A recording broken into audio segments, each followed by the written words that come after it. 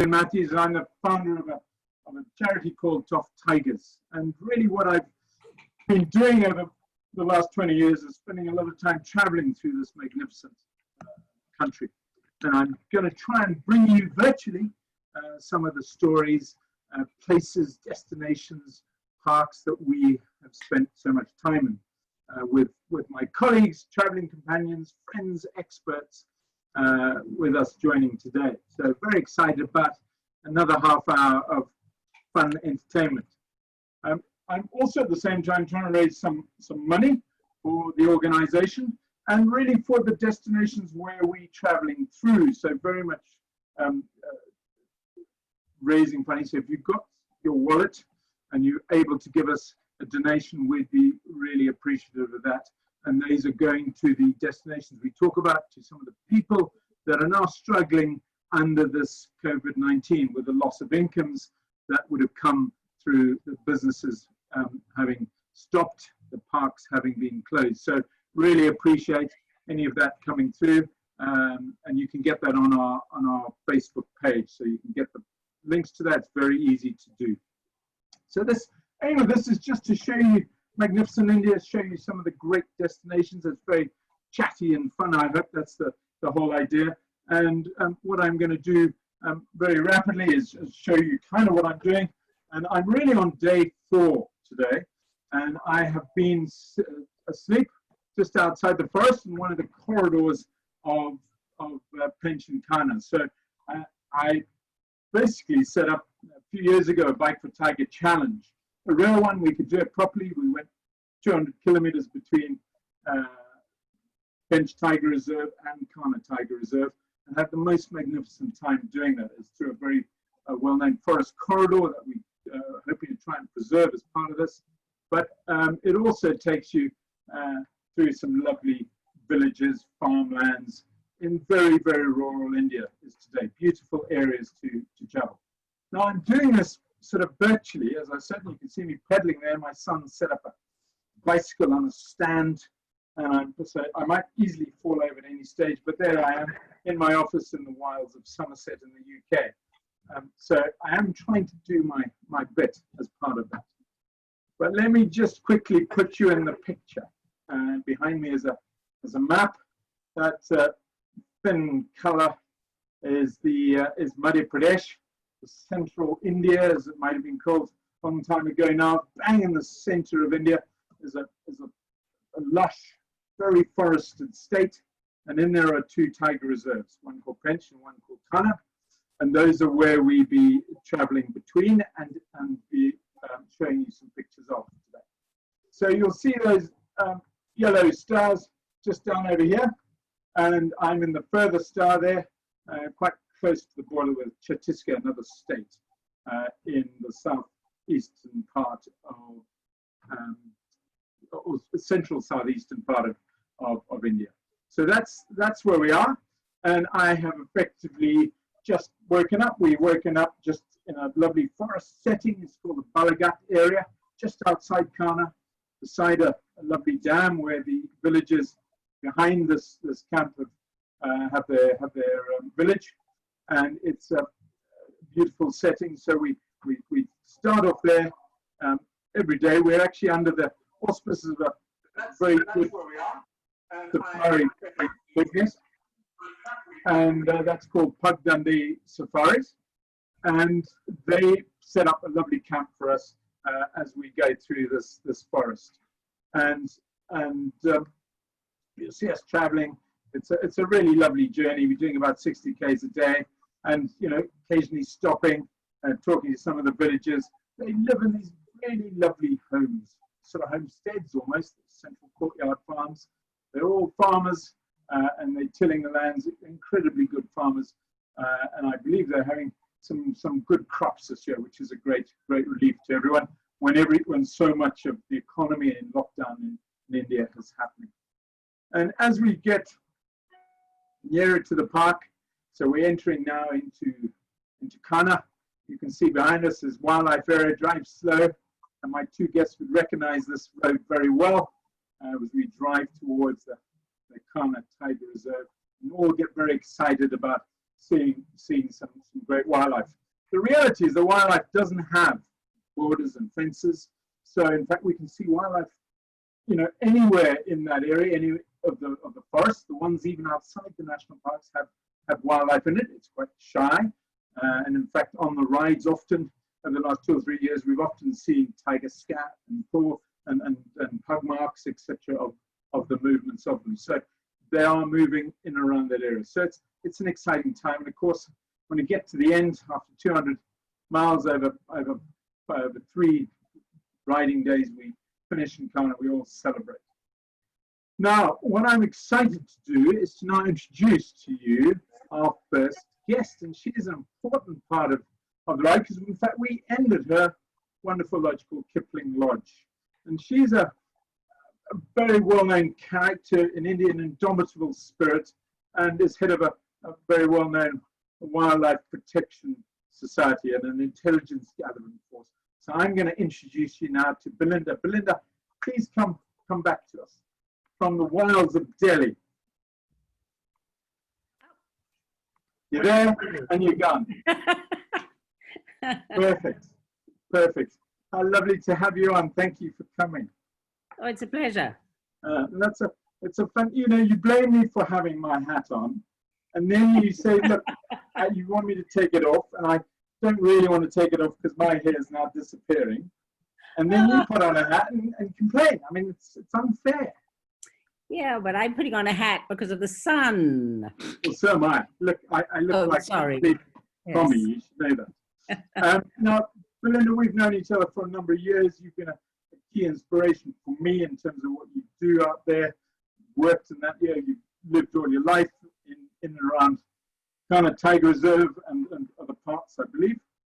So we're going to talk a little bit about it, but just describe the joys. And I'm going to put a little bit of a Milky Way behind me. Describe the joys of being in Kanha. Well, that's what you see from the camp, and yeah, it's really what makes my heart beat. It's been our family home for 40 years, and I've worked there for even longer, 50 years. I don't ask my age. Would I ever? And yeah, and when I first went there, which was in, I think, 1972, I just knew that was where I wanted to put my roots. And I wrote one of those old-fashioned folding sort of air letter type things to my parents and said, give up the camp. I mean, we had a family camp in Bihar. This is it. This is it. This is it. And to my astonishment, they did. Now, well, the amazing thing is, of course, it was handed down maternally, wasn't it? Because your mother was such a passionate wildlife. Yes. Yeah. And so it was a kind of easy hand-me-down in some ways, but a wonderful one. And it's not totally dissimilar to my own background, because my uncles and my father all were reintroducing wildlife onto their farm and all that through my own. And that's getting that very early in being imbibed into nature at a very early age is so critical to keeping people in there. They become the great conservationists of India and indeed of many parts of the world. You get them, if you get kids into the bush very early, into the wilds. Well, I've never done anything else. I was born in India, spent my whole life in India, and I've never done anything else other than work with wildlife. So you've never wanted to be a banker or anything like that? No, God, rather shoot myself. I know. Well, that's not dissimilar. Not dissimilar. Now, I've always been interested because you run this wonderful Kipling camp. It's a beautiful, timeless sort of place. Tell me a little bit. Your father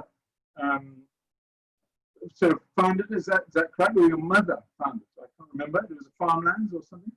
Well, when my parents bought it, it was farmland, and there was a small sort of, I suppose, even then you'd call it a water harvesting pond, which we've since enlarged.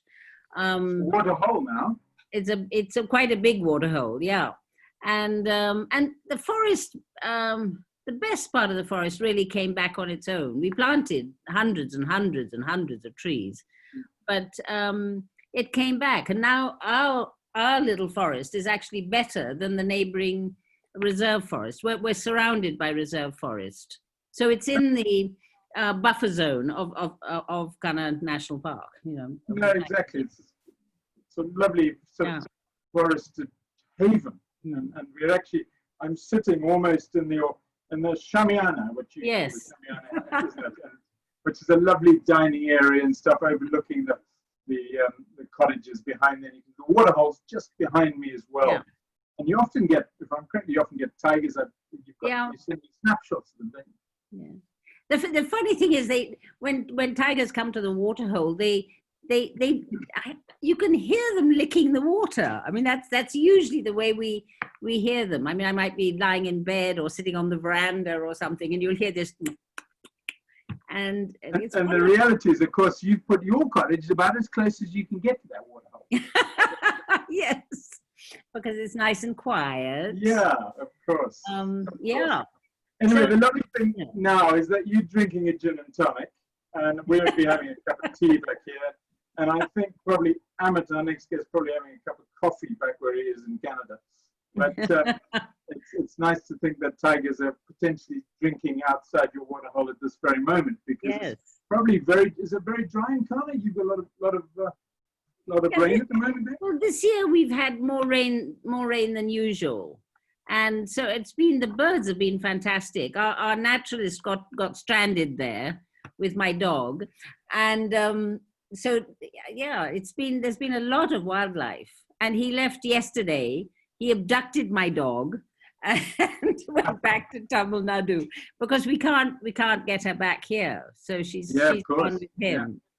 But you can still get it back to Tamil Nadu? Yeah, we got an e-pass and hired a car for a journey which was, I think, 2,800 kilometers or something. Whoa. There's yeah, nothing else all the way to down do. south. Yeah.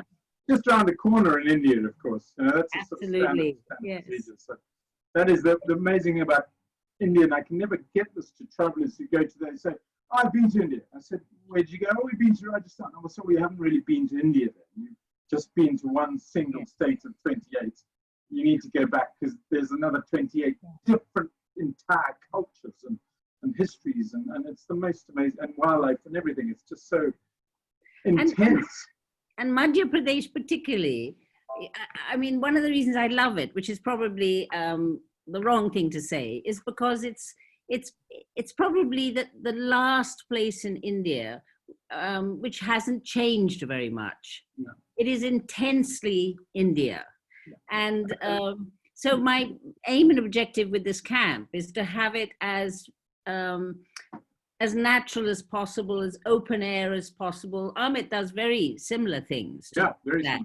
So that you can hear it and smell it and feel it. And important. Wonderful. And our staff is, some of our staff have been there from day one, who've been with us for nearly 40 years. So they really help build it. It makes me so homesick to even think about it. And I'm sorry about that, B. The other lovely thing you have in it is she's a great asset. Yes. Lovely old Tara. And so tell me, how did you manage to acquire Tara? Really, you took it off someone, didn't you? Someone special. Well, she was bought by Mark Shand and Aditya Patanka, and then they rode her and to write a book, really, to the Sonpur Mela, where he planned to sell her. But of course, he loved her by then, and he couldn't sell her. And my mother and I happened to be there. I was photographing. I used to be a professional wildlife photographer, and I went there to look at the elephants, actually. And so the long and the short of it is, he presented the elephant to our family. And I thought, oh my God, how are we going to keep an elephant? Anyway, so we popped her into a truck and drove her down. And she's been there since 1988. She's got this sort of house, hasn't she, that you've built for her? Huge. It's her palace, actually. It's her palace, and, yeah. So she's retired. She's quite old now.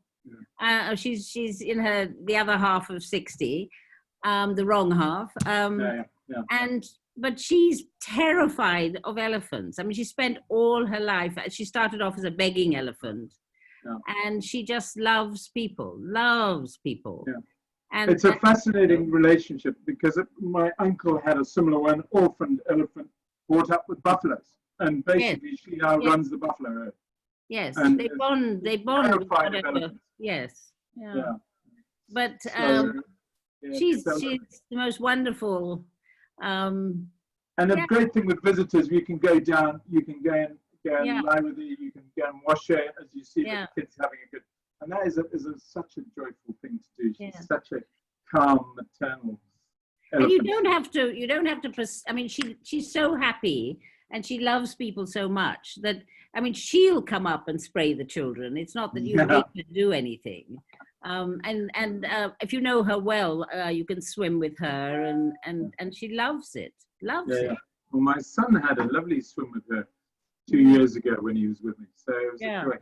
Now, just quickly, I know one of the other lovely subjects, and one of your favorite parts of Kanha is the Bega community that you're amongst and with. Just describe a little bit about them and their history and what they now, what are they suffering at the moment with regards to the present lockdown? Well, actually not, because it's been a very good moa season. So they've been collecting the moa flowers and making moa, and the prices are very good. So that's the local brew. That's the local brew. They're okay. I was so worried, and then I've spoken to them a few times, and they're fine. They're fine. They're lying down, but they're fine. They're fine. Yes. No, they sell it. They sell it. Yeah. So good. I'm delighted about that. Oh, good. I'm pleased because I was worried about. Worried about a lot of those people sort of dependent on livelihoods. Their business is doing well, surprisingly. as most liquor industries are doing at this very moment. Yes.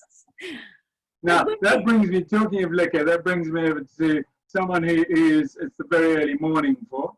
That's another one of my friends, Amit Sankla, who also from a sort of well-known family, especially in the wildlife conservation world. We're going to be talking a little bit to Amit. Do you want to come live, either ethereally or behind the forest? Or there he is. He's joining me on his bicycle. Can you hear me all right, man? I can hear you just fine. Yeah, that's cool. I don't think you can see my background. I don't know. No, I can see. It's like, no, it's wonderful. It's like a porthole. It's like you're in a ship, and you're actually going through a forest on your ship. There's a little porthole in the window. Brilliant. And I think I can almost shake your hand from here. There we go. I'm going to see if I can quickly fix that. No, go ahead. Don't worry about that. We can get there. And you're sitting there, if I'm correct, in Jamtara, in your lodge in Jamtara, which is in a different park in Finch, which we were in 4 days ago. Is that right? Am I recognizing the right place? That image, that image is from Jamtara probably like 3-4 years ago.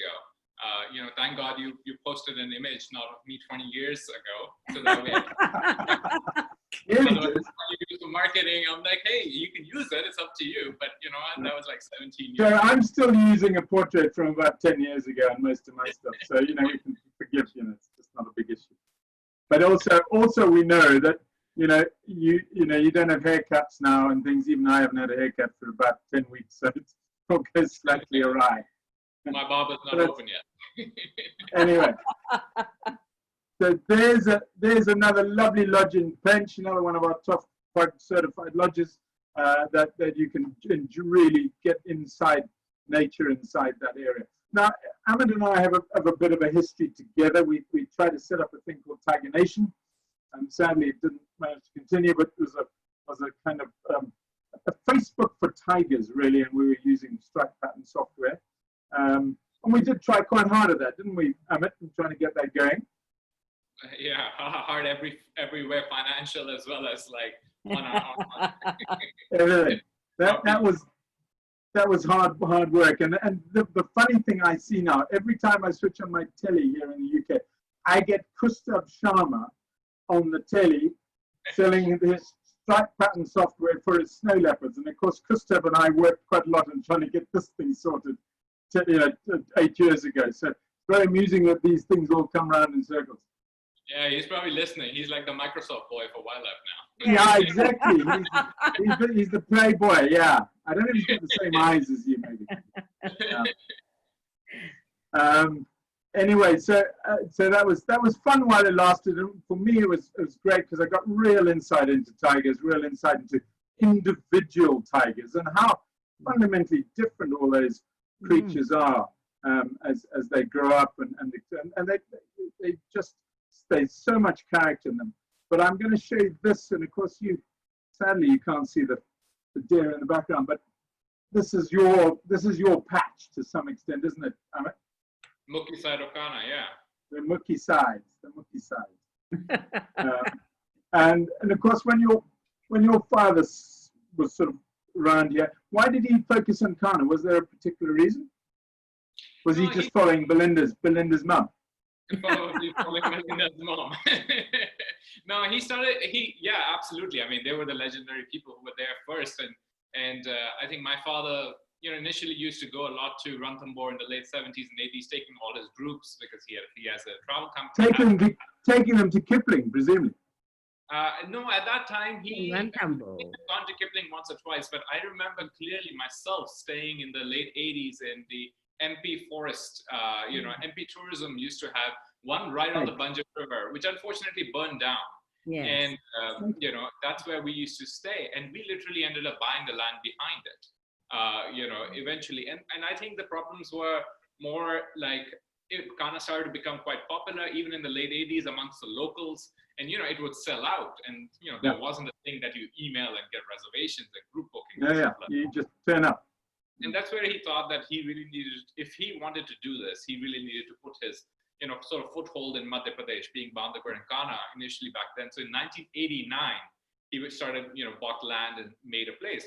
Initially when we started, we talk about, prices today and what we charge and all that. Back then, foreigners were okay sharing one bathroom, 5 of them up with a balti, with a bucket to have a bath. We loved all that. Some of us still do, Amit. Yes. And there was no electricity, no telephones, nothing. No, wonderful. No phone. It was a different world, and it took like 18, 20 hours in any train. No other tourists. Yeah. The infamous Gondwana Express and the Utkal Kalinga and all those ones that we used to take hours and hours to get to where we did. It was a true expedition then. Yeah, it was an expedition. I remember the roads between, just getting to Kanha was a schlep. It was a 6, 7, 8 hour drive, and it just was the way he did it in the very turn of the century stuff. You accepted that as part of the deal. It was part of the excitement. Anyway, this is actually the picture that should be behind you, Amit, and there's another classic example. Just tell us what this means for you in terms of your background and history here. Well, I probably went to Kanha for the first time in the late 80s, 87, 88, or just around that time. Mind you, I was only born in 82, so it was still Keep reminding us. It was fresh. It used to, and we used to dread getting on long train rides because we were impatient as kids. He's like, who's going to stay 20 hours or 18 hours, and then that train would get super delayed. But this, once you got there, it means you didn't go for one night like you do today or 2 nights. It meant that you were there for the next 7 to 10 days. I started to bring my school friends there in the 90s. I remember both Bandhavgarh and Kanha, and it used to be like such a proud thing that you would go into the jungle. Really special. Very, very special, because everybody knew of Ranthambore and Saraska, that was it, and maybe Corbett. But beyond that, people didn't have a comprehension of what Kanha or Bandhavgarh really was back then. And we used to go a lot on elephants back then. They used to literally come to the lodge and pick us up. I mean, the beauty of you brushing your teeth and you open your room door and there's an elephant waiting for you. It's like Sahar Chali. And I'm like 12 years old at this point, and it's like, yeah, coming, and all my friends would get up on the elephant and just head into the jungle. There's no gates, there were, but it was all a different world back then. And of course, a wonderful world, and it's an amazing forest, Kanha, because it's a sal forest, so it's a very kind of close canopy. This is a lovely picture of them, really, because you go through lots of these. You have the open farmlands, and then or old farmlands or slash and burn agriculture of the old days, and then you have these lovely closed, which of course were the sal forests taken by the British Raj and our railway sleepers. In fact, I've probably got a couple in my garden right now, holding up something, old railway sleepers that probably come from forests not dissimilar to this right now. So that's why Kanha was protected in the first place. Was it? Yeah, because it had, when they did surveys, the Brits, they picked places. Corbett was one, and Kanha was another, where they had the best sal stands. Okay. And that's why. But they wanted to preserve them, or they wanted to take them down? Sorry? They wanted to preserve them, or they wanted to chop them down because they're the best? Sal are very, very difficult to grow as saplings. Yeah, of course. I mean, we've sort of worked it out now, but it's very, very difficult. So they needed the mother plants, all the mother plants. And then you would always have great sal forests. But if you chop down the best, so Kanha had the Rani and Raja, in fact, but they've died now. Yeah, lovely. Sal trees that were enormous, wonderful. So it does, it does have a. I mean, can you give us an idea of what the kind of landscape holds in terms of tigers? Here's a lovely picture of some cubs. I think you know which ones they are.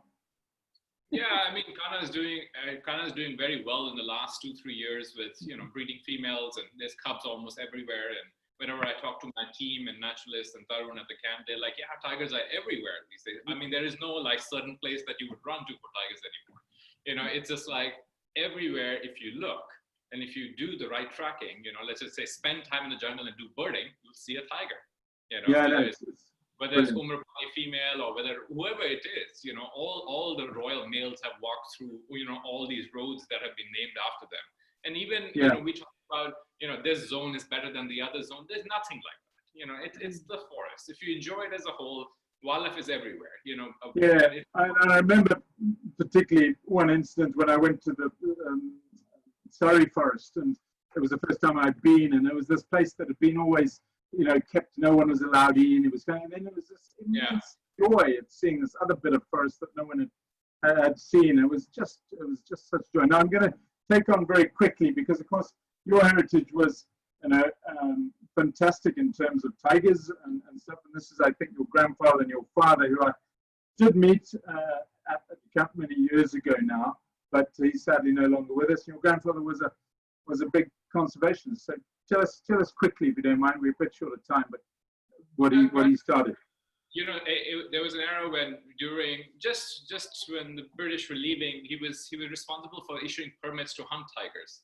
At one point in time. And didn't know that. He used to issue permits to hunt tigers just around the Bharatpur area back then. He was always a forester, but I think he killed his first tiger when his, as they talk about, there were stories saying if you kill a tiger, you get promotion and things that. Now we're talking like back late 50s, early 60s. Yeah. It says all in his book, and it says that, when he killed his first tiger, it was more anger that he came, that what has he done, sort of thing. Yeah. And that sort of inspired him to sort of move towards the whole more conservation side of things. And through the 60s, I think he was director of Delhi Zoo for a few years, which helped him study a tiger named Jim. And Jim's mother had died, and Jim was given to then the Prime Minister Indira Gandhi, and further on, she gave it to director of Delhi Zoo, which was my grandfather. And instead of, taking him in the zoo, he brought him to the house. So for about almost 2 years, Jim grew up in the house. Lovely. In Delhi. The family there, and he did all his studies on Jim. That was his, whole aim, that while I have Jim here, I'm going to do all my sort of scientific studies on the tiger right here. And then he traveled across the country because he got a fellowship called the Jawaharlal Nehru Fellowship, which sort of was there to look at the situation of the tiger in the country and the census of it. And the money finished, he could only go so far in the amount of that was given, and he ended up sort of spending money out of pocket and really doing a thorough census thing where he really believed that the tigers were dying at a very, very fast pace. And initially And he was right. Yeah, initially they came out with a rule saying you cannot kill mothers, to start with. You cannot kill tigresses. And then eventually there was an ban on tiger hunting when Project Tiger came in. And there was a lobby back then of many great people who put together Project Tiger. Dr. Karan Singh was involved. Indira Gandhi was definitely a mover and shaker back then. So many great personalities that were behind him, and they inducted him as the first director of Project Tiger, which allowed him exactly. And he writes about George Schaller and everybody else. He didn't really get along with a lot of people. That was his thing. And it's very widely known. Not with those wildlifers, they kind of get their own. He didn't get on with George, for sure. Didn't he? How funny. Yeah. Baltic, George, all these people were like, I mean, Fateh Singh Ji was somebody they did get along very well. Okay. Even George is, I mean, I've only had the pleasure of being with sort of one of the great sort of wildlife biologists on the planet, still with us. And I had an evening with him. He definitely wasn't the kind of people-to-people person. He liked people who knew their subject. He didn't like ignorances. And he was escorting a group of his trustees around Kanha at the time. And I remember he just was not happy to be there at all. He hated taking people, especially if all they had was money and no sense. So I get that totally, and I get he's actually a very emotional person, and if he knows you well and loves you, sort of thing, he's a hugger bunny. He's amazing. Yeah, of course. Okay. So you get the hugs then, and show us that picture. That is such a lovely picture. Yeah. But he came to stay this January. He brought his biographer with him, and she said to me, "Oh my goodness me, this is all quite difficult." And I said, "It'll be okay." And she said to me later, "This is a picture." Yeah. Keep it at that angle. Yeah, that's perfect angle. That's perfect angle. Is that okay? That's a lovely angle. So just you can't. Okay, we can just see a little bit. The real joy of that is Ulas Karant with the 1970s. Isn't that funny? So that's Ulas and George and me. And you. Yeah, that's brilliant. So she was just amazed. He melted. He walked into the camp, saw my mother Anne and me, and just sort of melted. It was lovely. No, isn't that fantastic? So I mean, George was, he's man. But interestingly, because when he was there, if I'm correct, his book, he only ever saw a couple of tails of a tiger in the entire time he was there. So it just proves how lucky we are now as visitors to go to Kanha and see. And people complain about not seeing one, or the reality is that only in the last 20, 30 years have we really been able to actually get a full-on glimpse. The tigers are habituated to all the vehicles coming. So it's become a really special chance, and it's only been to our generation, really, hasn't it? I must tell you a tiny quick story. When I first went to live in Kanha, I was working for National Geographic, and we stayed in the same house that George had stayed in, and we employed the same trackers, and I got to know all the bikers and things like that. And I was saying, how was he? I mean, I knew George, but I was just curious what their interpretation was. Yeah. And they said, he's a very nice person, and he works very hard, but he used to keep his 2 children in a cage. I said, what? In a cage. And so I asked him, what was this? Did you really keep your 2 boys in a cage? They were very small. He said, no, I just had a playpen. Yeah, exactly. Oh, that's a brilliant story. I love that story. Of all the people that should do it, the man who is happy to go against gorillas and tigers is putting his kids in a playpen. Yeah, very funny. That's very funny. Anyway, sadly, we're going to have to slightly wrap up, and just a couple more pictures. One of the sort of drivers you come into the area. This is more what you would recognize, Belinda, from your Yes. This is my part of Kanha. Oh, it's a lovely area. And then, of course, another great success story in this area is the Barasinga, which you see a lot of, and is a pretty part of Tiger Yeah. Prey. So I'm going to have to end it there because we're a little bit over time, but it's been a complete delight to hear all your stories. Thank you both, Belinda and Amit, for being with us. What a joy. And I wish we could do this more often, to be honest. So thank you very much, especially one in all three different parts of the world really coming together. Yes. Yeah. Such a joy. Yeah. But I'm going to just continue with my little final bit of ending, just to say, please, when you travel to these parts, glorious parts of the world, please look out for the Pug certified lodges. We do that deliberately as an organization to give you a really good choice to make eco-friendly and sustainable travel choices. That's part of what Soft Tigers is up to. So here's the lovely Kanha Jungle Lodge, which is part of Amit's portfolio of lodges in that area. And there are some other lodges. The Taj Safaris runs a very nice, very luxury lodge there as well. There's the Singanawa Lodge in the southern part of Kanha, which is a lovely 120-acre property. Has lots of wildlife going through it. Another lovely, what's the names on, and particularly for families and things, you can use this Salaka Lodge, that is again nice place to stay in Kanha. So you do have really good choices to do it, and we encourage you to use those going forward. So I just want to end by saying, please, this is a fundraiser. It is a travel. It is my journey and with traveling companions. But please donate if you can afford to, if you enjoyed being with us. And just want to say that we go to, if you want to look at where to go around India, other places too, to combine your trips, whether we produce a guidebook with all the other nature-friendly destinations to go to and lodges to stay at. So please do that. You can download it off our Soft Tigers website. It's all there for you.